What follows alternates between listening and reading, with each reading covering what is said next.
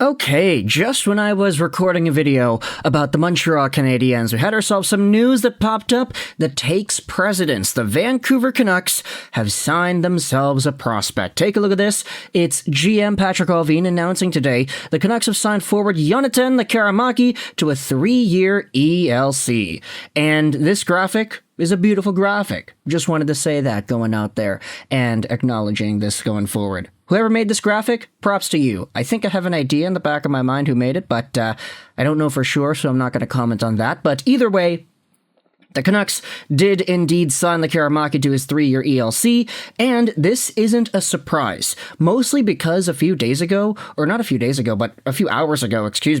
was Rick Dhaliwal who said on the Sekeres and Price replies that there was progress being made on the Lekkerimaki contract, and then you had yourselves, of course, the news today saying that he has gotten signed.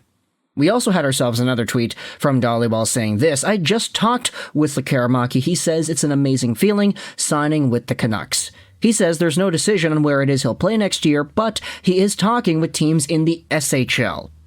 Now, for the team that he was playing on this season, Djurgårdens in the Allsvenskan, they did not make the SHL. They're still in the Allsvenskan. However, we did note this in the video a few days ago, but Lekkerimaki did improve significantly in the postseason, and he had 15 points in 15 playoff games for Djurgårdens. A very good sort of showcase there. Big bounce back, too, from the regular league play that he had showed off. 9 points, 29 games played in the regular season, 5 points in 2 games at the junior level, too.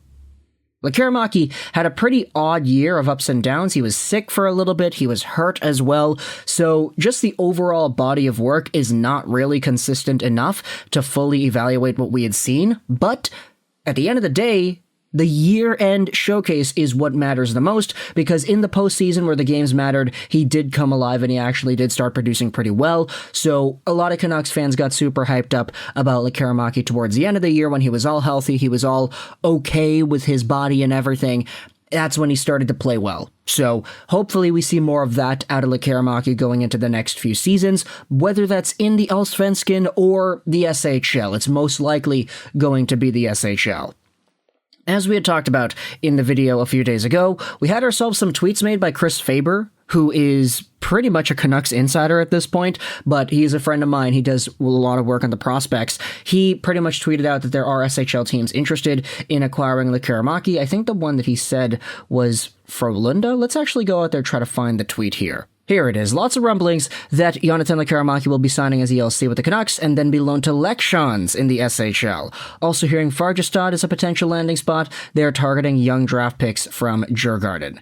Add Skellefteå to the list too. So Skellefteå AIK, another team that I'm hearing is showing interest. So lots of teams apparently going out there and asking for Lekkerimaki and his services, and you can't blame them. The guy was a pretty big beast in the Allsvenskan postseason. Point-per-game guy, you can't really go out there and deny that.